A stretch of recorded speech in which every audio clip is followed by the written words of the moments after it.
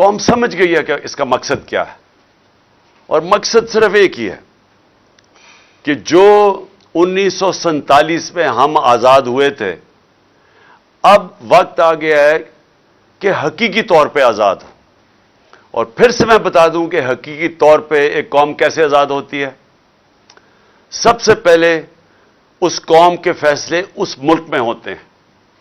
کوئی بیرون ملک کی کوئی طاقت، کوئی سپر پاور، وہ اس ملک کے فیصلے نہیں کرتی۔ اپنے ملک کے لوگوں کے الیکٹڈ نمائندے ملک کی بہتری کے لیے، عوام کے مفادات کے لیے فیصلے کرتے ہیں۔ اور پھر میں مثال صرف دیتا ہوں کہ اگر ہمیں روس سے سستا تیل ملتا ہے، تو اگر ہندوستان سستا تیل خرید سکتا ہے، تو ہمیں بھی اپنے لوگوں کے فائدے کے لیے جب آپ سستا تیل خریدتے ہیں تو مہنگائی کم ہو جاتی ہے ملک میں۔ تو صرف اس لیے کہ کوئی ناراض نہ ہو جائے، ہم اپنے لوگوں کے اوپر بوجھ ڈالتے ہیں مہنگائی کا، کیونکہ ہمیں خوف ہے کہ کوئی ہمارے سے بڑی پاور ناراض نہ ہو جائے۔ یہ غلامی ہے۔ آزاد قومیں اپنے لوگوں کے لیے فیصلہ کرتی ہیں۔ اور دوسری چیز، اصل میں انسان آزاد انصاف کرتا ہے۔ انصاف یعنی قانون، جس ملک میں قانون کی حکمرانی ہوتی ہے، وہ لوگوں کو آزاد کر دیتا ہے انصاف دے کے، کیونکہ انصاف جب ملتے ہیں تو لوگوں کے حقوق مل جاتے ہیں۔ حقوق کا مطلب یہ ہے کہ ہر انسان، ہر پاکستانی، کوئی بھی طاقتور اس کے اوپر ظلم نہیں کر سکتا۔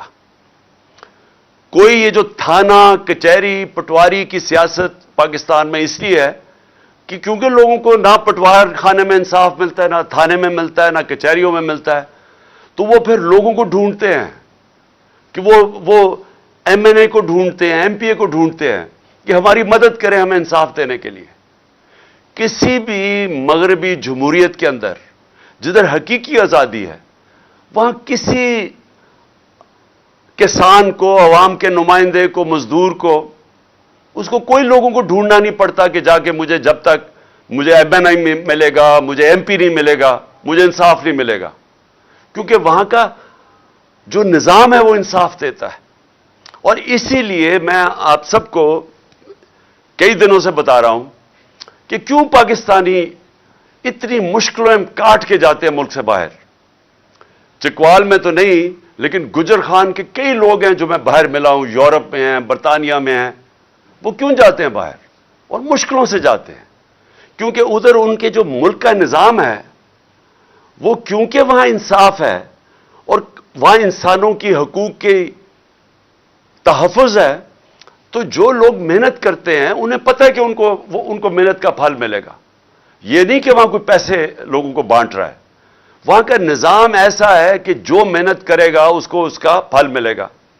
اور جو تیسری چیز کہ جو تجارت کرنے جاتے ہیں، مثلا کوئی سرمایہ کاری کرنے جاتا ہے، کوئی بزنس کرنے جاتا ہے، ادھر ان کو یہ اعتماد ہے کہ ان کی جو بزنس ہے وہ اس کو چلانے کے لیے کوئی رکاوٹیں نہیں آئیں گی، رشوتیں نہیں مانگی جائیں گی، سرکاری محکمے ان کی زندگی مشکل نہیں کریں گے جب تک وہ پیسے نہیں دیتے۔ اور اسی لیے وہاں سرمایہ کاری زیادہ ہے، وہاں خوشحالی زیادہ ہے، وہاں روزگار زیادہ ہے، کیونکہ وہاں لوگوں کے حقوق کی حفاظت ہے۔ تو انصاف ہوتا ہے تو خوشحالی ہوتی ہے۔ یہ آپ سب سمجھ جائیں کہ یہ جو ہماری حقیقی آزادی کی تحریک ہے، اس کا سب سے بڑا مقصد یہ ہے لوگوں کو آزاد کرنا، انصاف دے کے، اور انصاف دے کے خوشحال کرنا، روزگار دینا، یعنی وہ ملک جدھر سرمایہ کاری شروع ہو، جدھر کارخانے لگیں، جدھر کسانوں کی مدد ہو۔ اور میں کسانوں کے اوپر پھر سے آخر میں بات کروں گا، لیکن جب تک ایک ملک کے اندر قانون کی حکمرانی نہیں ہوتی، جب تک ایک ملک میں طاقتور اور قانون کے کمزور کے لیے ایک قانون نہیں بنتا، تب تک لوگ آزاد نہیں ہوں گے۔ اور میں بار بار یہ کہتا ہوں کہ اگر ملک کا ایکس پرائم منسٹر 50 سال سے وہ آدمی جس کو یہ قوم سب سے زیادہ جانتی ہے، کسی آدمی کو اس ملک میں 50 سال سے پاکستانی قوم نہیں جانتی میرے علاوہ، کرکٹ کے زمانے سے لوگ مجھے جانتے ہیں، اور میں سب سے بڑی پارٹی کا سربراہ ہوں، اگر میں اپنی ایف آئی آر نہیں کٹوا سکتا، اور ایف آئی آر اس لیے نہیں کٹوا سکتا کیونکہ وہ طاقتور لوگوں کے خلاف ہے، اور میری اپنی حکومت ہے پنجاب میں، پولیس پنجاب کی پنجاب حکومت کے نیچے ہے، اس کے باوجود وہ ایف آئی آر نہیں کاٹ رہے، تو میں یہ اس لیے آپ سب کو کہہ رہا ہوں کہ اگر میرے سے یہ ہو سکتا ہے تو عام آدمی سے کیا ہوتا ہوگا؟ کیوں یہاں تھانہ اتنی بڑی چیز بن چکا ہے پاکستان میں؟ کیوں پالیٹکس کے اندر جب بھی ایم پی اے یا ایم این اے آتا ہے تو سب سے پہلے اپنا تھانے دار رکھوانے کی کوشش کرتا ہے؟ کیوں پہلے اپنے پولیس والے رکھوانے کی کوشش کرتے ہیں؟ کیوں باہر کے ملک میں ایسے نہیں ہوتا؟ کیوں یورپ اور برطانیہ میں ایسے نہیں ہے؟ کیونکہ وہاں ان کے نظام کے اندر انسان کوئی حقوق کی حفاظت ہے، جو قانون اور آئین اس کو حقوق دیتا ہے وہ انصاف کا نظام پروٹیکٹ کرتا ہے، اس کی تحفظ کرتا ہے۔ تو ہمارے لوگ اس لیے غلام بنے ہوئے ہیں، یہ نظام غلام بنا دیتا ہے لوگوں کو، اور اسی لیے لوگ مر کے جاتے ہیں یورپ، اور آپ کے رشتہ دار کتنے ہوں گے جو کہ محنت کرنے اور محنت کش لوگ آج باہر کے ملکوں میں کام کر رہے ہیں، اور وہ آپ کو پیسے بھیجتے ہیں، وہ پھر سے وہ یہ نہیں کہ لوگ پیسے وہ تقسیم کر رہے ہیں، وہ اس لیے کہ ان کا نظام اجازت دیتا ہے لوگوں کو پیسہ بنانے کے لیے، بزنس کرنے کے لیے، اپنی وہ کام دکانیں کریں گے، انہیں پتہ ہے دکانیں لگائیں گے، کارخانے لگائیں گے کہ ان کو تنگ نہیں کیا جائے گا محکموں سے، اس لیے وہ خوشحال ہیں۔ سو یہ میں جو دوسری میری آپ کی بات ہے کہ یہاں سرمایہ کاری بھی تب آئے گی، ملک اٹھے گا بھی تب جب ہم اس ملک کے اندر قانون کی حکمرانی ہوگی۔ سب سے بڑا ہمارا اثاثہ ہے بیرون ملک پاکستانی، اور یہ جو آپ گجر خان میں خاص طور پہ گجرات، یہ سارا جو بیلٹ ہے، اس سے بہت زیادہ لوگ وہاں باہر بیٹھے ہوئے ہیں۔ تو وہ جو لوگ ہیں جو وہ پیسے بنا لیتے ہیں، جو اپنے کاروبار شروع کر دیتے ہیں، ان کا دل ہے پاکستان میں آنے کا، لیکن وہ کیوں نہیں آتے؟ کیونکہ میں ان بیرون ملک پاکستانیوں کو پچھلے 40 سال سے جانتا ہوں، انہوں نے میری مدد کی شوکت خانہ بنانے میں، کرکٹ کے زمانے سے میں جانتا تھا، پھر تحریک انصاف کو یہ پیسے بھیجتے ہیں۔ تو کیوں میں جب بھی میں ان سے پوچھتا ہوں وہ کیوں نہیں پاکستان میں سرمایہ کاری کرتے؟ کیونکہ ان کو اعتماد نہیں ہے پاکستان کے انصاف کے نظام پہ، ان کو خوف یہ ہے کہ اگر وہ یہاں کاروبار شروع کریں گے تو ہر قسم کی رکاوٹیں سامنے کھڑی ہوں گی، اور ان کی حفاظت نہیں کرے گا پاکستان کا جو انصاف کا نظام ہے۔ تو اس لیے یہ جو آپ کی ہماری جو تحریک ہے یہ چلتی رہے گی، یہ انشاءاللہ الیکشنز بھی اناؤنس ہو جائیں پھر بھی یہ چلتی رہے گی جب تک اس ملک میں قانون کی حکمرانی نہیں آئے گی، اور جب تک کہ طاقتور اور کمزور ایک طرح قانون ان کو دیکھے گا، ایک ہی نظر سے کمزور اور طاقتور کو جب تک نہیں دیکھیں گے یہ ملک آزاد نہیں ہوگا، خوشحال نہیں ہوگا۔ اعظم سواتی ملک کا سینیٹر، صرف اس نے تنقید کر دی ایک ٹویٹ کے اندر۔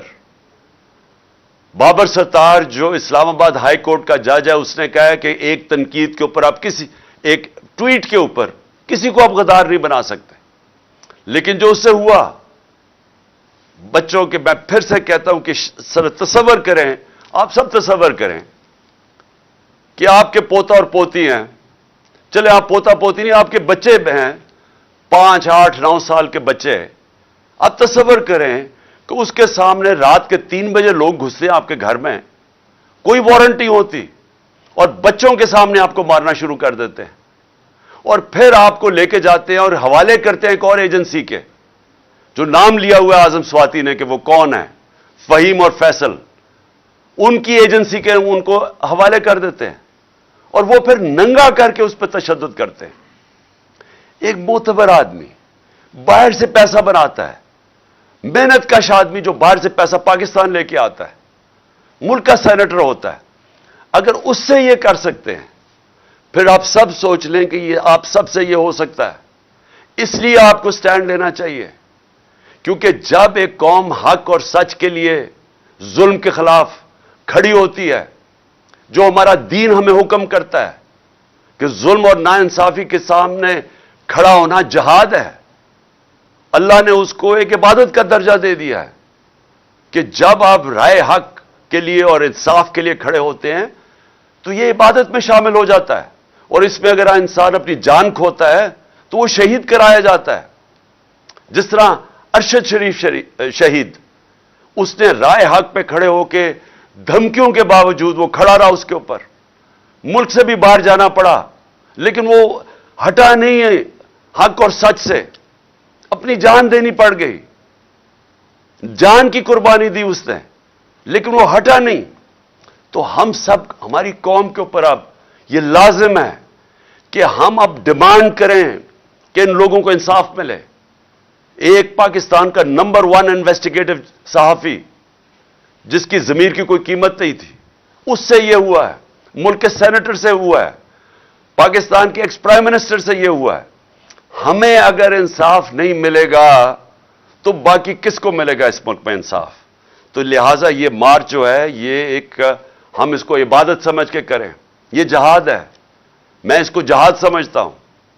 مجھے یہ جس طرح انشاءاللہ میں ٹھیک ہوں گا, اور کل میں بتاؤں گا کہ انشاءاللہ میں پنڈی کب آؤں گا اور کس دن. میں چاہتا ہوں سارے پاکستان سے لوگ پنڈی آئیں اور اس میں شرکت کریں ہماری حقیقی آزادی کی مارچ میں.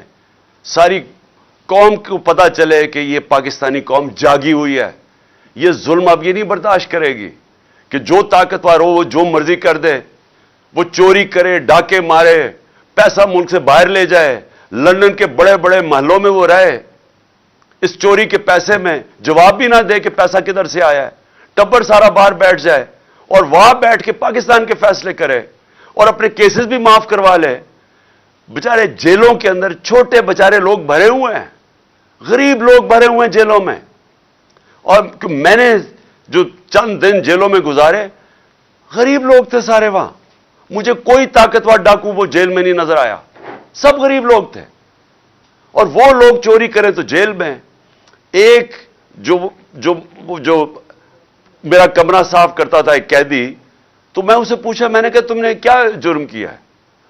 اس کا جو جرم تھا زیادہ سے زیادہ اس کو 6 مہینے جیل میں گزارنے چاہیے تھے, کیونکہ وہ غریب آدمی ہے. وہ 6 سال جیل میں تھا کیونکہ پوچھنے والا کوئی نہیں عام آدمی کو. کئی دفعہ ایسا ہوا ہے کہ لوگ مر چکے ہیں, جیلوں میں مر چکے, اور بعد میں پتہ چلا بے قصور ہیں, اور قصور ان کی غربت یا کمزوری ہے. تو ایک طرف وہ ہے اور ایک طرف اربوں روپے کا ڈاکہ مارو اور باقی ڈیل کرو, اور ڈیل کر کے این آر او لے لو, پہلے جنرل مشرف سے لے لو, اب اس دور میں لے لو, اور بیٹھ کے جناب پھر پاکستان کے فیصلے کرنے شروع کر دو. مجرم اس ملک کے فیصلے کر رہے ہیں.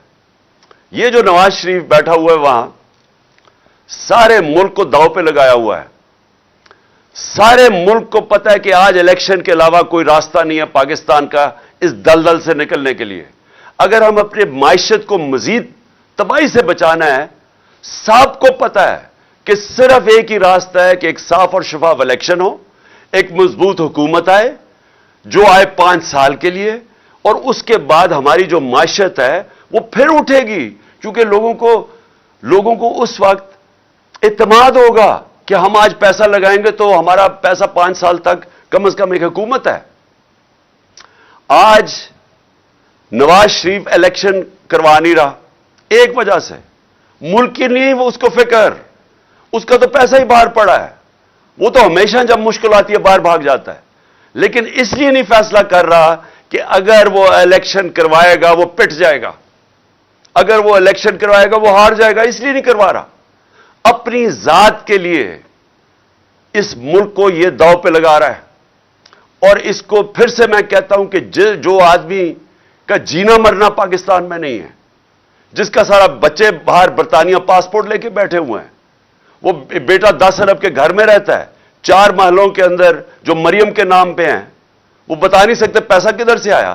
تو وہ لوگ, اب مجھے بتائیں وہ آدمی پاکستان کا فیصلہ کر سکتا ہے؟ کیا اس کو یہ رائٹ ہونا چاہیے کہ الیکشن کب کروائے جائیں؟ کیا اس کو یہ حق ملنا چاہیے کہ آرمی چیف کو کس کو بننا چاہیے؟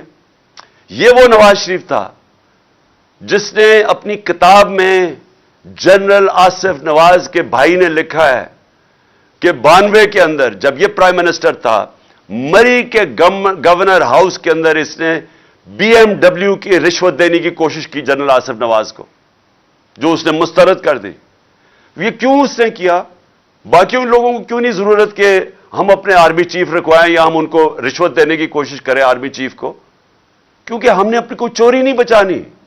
مجھے کوئی خطرہ نہیں ہے کہ میں نے کوئی غیر قانونی چیزیں کی ہوئی ہیں. مجھے کوئی خطرہ نہیں ہے میری کرپشن کیسز کے اوپر. اس کو خطرہ ہے. اربوں روپے کی چوری اس نے کی ہوئی ہے, 30 سال سے یہ کر رہا ہے. اربوں ڈالر اس کے باہر پڑے ہوئے ہیں. اس کو پتا ہے کہ یہ ڈرا یہ ہوا ہے کہ اگر عمران خان آ گیا تو شاید پھر میرا احتساب شروع ہو جائے گا.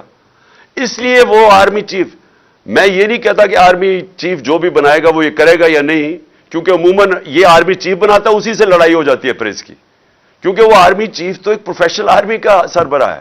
یہ جو اسے چاہتا ہے پنجاب پولیس کا آئی جی کی طرح بنانا, وہ بن نہیں سکتا. تو یہ اس نے آرمی چیف سے, میں آج آپ کو کہہ رہا ہوں, یہ کہے گا کہ پہلے تو عمران خان کو کسی نہ کسی طرح فارغ کرو, کسی طرح بھی, تاکہ وہ الیکشن نہ لڑے. کیونکہ اس نے کبھی بھی, اس کو پتہ ہی نہیں ہے کہ نیوٹرل امپائر کے ساتھ میچ کیسے کھیلتے ہیں. یہ جب خانہ کے اندر بھی میں بار بار کہہ چکا ہوں, اپنے امپائر کھڑے کر کے میچ کھیلتا تھا. تو اس نے کہنا پہلے تو اس کو ہٹاؤ کیونکہ یہ مقابلہ نہیں کر سکتا. اس کے بعد اس نے کہنا میرے سارے کرپشن کیس ختم کرو. یہ دوسری اس نے چیز کہنی ہے. اور تیسری, اس نے پورے اپنے ہر قسم کا الیکشن کمیشن تو پہلے ہی اس کا ہے, تو اس نے ان سب کو اپنے, جب تک اسے یہ نہیں پتا چلے گا کہ الیکشن جیت نہیں جائے گا, اس نے الیکشن نہیں کروانے. اب مشکل کیا ہے کہ پاکستان نیچے جا رہا ہے, ہم بڑی تیزی سے نیچے جا رہے ہیں. میں کل بھی آپ کو کہا, میں آج بھی آپ کو کہہ رہا ہوں کہ ہم جب تھے 5% تھی پاکستان کا رسک یا خطرہ کہ ہم اپنے قرضے واپس نہیں کر سکتے. یہ مارچ اپریل میں پاکستان کی جو رسک تھی وہ 5% تھی, کہ صرف 5% چانس تھی کہ پاکستان قرضے واپس نہیں کر سکتا. آج 80% ہے. آج 80% چانس ہے. اور یہ کون فیصلہ کر رہے ہیں؟ باہر کی دنیا فیصلہ کر رہی ہے. یہ باہر کے فائنانس مارکیٹس فیصلہ کر رہی ہیں, یہ ہم نہیں کر رہے. باہر جو فائنانس کی دنیا بیٹھی ہوئی ہے وہ اب یہ کہتی ہے کہ 80% چانس ہے پاکستان قرضے واپس نہیں کر سکتا. یہ سمجھ جائیں کہ اس کا مطلب کیا ہے. اور میں کل بھی بتایا, میں آج بھی بتا رہا ہوں, اس کا مطلب یہ ہے کہ کوئی باہر سے سرمایہ کاری نہیں کرے گا پاکستان میں, کوئی باہر سے انویسٹمنٹ نہیں لے کے آئے گا پاکستان میں, اور کوئی باہر سے کمرشل بینک پاکستان کو قرضے نہیں دے گا. تو کیسے اب پاکستان کا جو ڈالر گیپ ہے, یعنی ہمارے پاس خسارہ ہے بہت بڑا, ہم کیسے یہ پورا کریں گے؟ کیسے اپنی قرضوں کی قسطیں دیں گے؟ اور اگر ہم یہ نہیں دے سکتے تو آگے جو آج حالات ہے نا, آج ان کے دور میں 50 سال میں سب سے زیادہ مہنگائی ہوئی ہے. ہمارے اور ان کے دور میں مہنگائی دگنی ہو گئی ہے. لیکن جو تب اگر آپ پاکستان خدا نہ خواستہ اپنے قرضے واپس نہ کر سکا, تو وہ یہ آپ سوچ ہی نہیں سکتے کہ کدھر جائے گا, روپیہ کتنا گرے گا, مہنگائی کتنی ہوگی, بے روزگاری کیا ہوگی, پاکستان کے حالات کیا ہوں گے, کیا وہ کوئی کنٹرول بھی کر سکے گا؟ اور یہ سارے کو, جو بھی اکانومسٹ ہے پاکستان میں, جو ماہرین ہیں معیشت کے, سب کو پتہ ہی ہے. لیکن وہ آدمی جو لندن بیٹھا ہوا ہے وہ نہیں کروائے گا الیکشن, کیونکہ وہ اپنی ذات کے لیے اس کو پڑا ہوا ہے. اور اس لیے میں آج یہ آپ سب کے سامنے یہ آج کہنا چاہتا ہوں کہ ہمارے ملک, یہ جو ہماری مارچ ہے, یہ الیکشن اس لیے چاہ رہی ہے کہ یہ آدمی جس کا کوئی سٹیک پاکستان میں نہیں ہے, یہ اس ملک کو تباہی کی طرف لے کے جا رہا ہے اپنی ذات کے لیے. اور اسی لیے بہت ضروری ہے کہ جب میں انشاءاللہ کل کے دن, میں آپ کو دن بتاؤں گا کس دن آپ نے پنڈی پہنچنا ہے, میں سمجھتا ہوں سارے پاکستانیوں کو اس طرف آنا چاہیے. اور میں ایک اور چیز پہ آج بات کرنا چاہتا تھا. 6 ہمارے پولیس والے کل شہید ہوئے ہیں دہشت گردی میں, اور ہم دیکھ رہے ہیں کہ جب سے یہ حکومت آئی ہے دہشت گردی بڑھنی شروع ہو گئی ہے. ہم یہ دیکھ رہے ہیں کہ افغانستان میں جب وہ حکومت آئی ہے, ہمارے زمانے میں تو وہ حکومت تھی افغانستان میں جو کہ ہمارے خلاف تھی, پرو ہندوستان تھی. آج وہ حکومت آئی ہے طالبان کی جو کہ پاکستان کے خلاف نہیں ہے, اور ان سے ہمارے تعلقات اچھے ہو سکتے ہیں کہ ہم جو پہلے افغانستان سے دہشت گردی آتی تھی، اس حکومت کے ہوتے ہوئے ہمیں اصولاً تو ہمیں اب افغانستان سے دہشت گردی آنی نہیں چاہیے. لیکن ہوا کیا ہے، جب سے یہ آئے ہیں پاکستان، پہلے تو سوات کے اندر ہم نے دیکھا کہ وہاں ایک پبلک سڑکوں پہ نکلائی، ان کو خوف آنا شروع ہو گیا کہ پھر وہ پرانے زمانے کی طرح وہاں حالات بگڑ رہے ہیں، اور پھر ہم دیکھنا شروع ہو گئے کہ دہشت گردی بڑھنی شروع ہو گئی ہے. اور اس حکومت کو پاس یہ سوچ ہی نہیں ہے، ان کے پاس ٹائم ہی نہیں ہے ان چیزوں کا سوچنا. نہ یہ معیشت کو سوچ سکتے ہیں، وہ تباہ ہو رہی ہے، نہ یہ سوچ سکتے ہیں کہ ملک کی سیکیورٹی کو کیا کرنا ہے، نہ ان کی فورن پالیسی کا پتہ ہے کیا کرنا ہے. صرف مقصد ہے کہ ہمارے کرپشن کیسز ختم ہو اور کسی طرح تحریک انصاف کو ختم کیا جائے. یہ صرف ان کی پرائیورٹی ہے. تو آج یہ لمحہ فکر ہے ہم سب کے لیے، اور خاص طور پہ پختونخوا جدھر انہوں نے لوگوں نے بڑی قربانی دی. یہ جو ساری امریکہ کی جنگ میں ہم جب شامل ہوئے، سب سے تباہی قبائلی علاقے میں آئی. تو آج ہم سب کو سوچنا چاہیے کہ یہ جو بڑھتی جا رہی ہے چیز، اس کے اوپر یہ گورنمنٹ کیا کر رہی ہے. اور یہ بھی ایک وجہ ہے کہ جلدی سے یہ ان کو جانا چاہیے اور الیکشن ہونا چاہیے، تاکہ ابھی سے ہم اس کے اوپر کنٹرول کریں کہ یہ اور ہی ہمارے ہاتھ سے نہ نکل جائے. اور میں صرف ایک اپنے کسانوں کی طرف سے، کیونکہ اس وقت جو کسانوں کا حال ہو رہا ہے اور جو ہونے جا رہا ہے، میں نے کل بھی اس کے اوپر بات کی تھی کہ جس طرح کے حالات کسانوں کے لیے ہیں، مجھے خوف یہ آ رہا ہے کہ ہمارا تو جو 19% جی ڈی پی ہے وہ کسانوں کی طرف، یعنی زراعت سے آتا ہے. ہمارے 2.5 کروڑ لوگ زراعت کے اندر ان کو روزگار ملا ہوا ہے. تو جب ہمارے دور میں 2600 ارب روپیہ 2600 ارب روپیہ ہمارے دور میں، کیونکہ قیمتیں کسانوں کو اچھی ملی تھی، وہ کسانوں کے ہاتھوں میں آیا تھا، جس کی وجہ سے ریکارڈ ٹریکٹر بکے، ریکارڈ موٹر سائیکل بکے، جس کی وجہ سے ایک پوری ملک کی اکانومی اٹھی.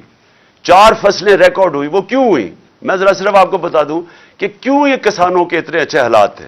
اس کی وجہ یہ تھی کہ ہم نے جو پورا اپنا پلان بنایا کہ ہم نے کسانوں کی مدد کیسے کرنی ہے، ہم نے پہلے تو فصلوں کی قیمت دلوائی، ان کو گنے کی پوری قیمت دلوائی.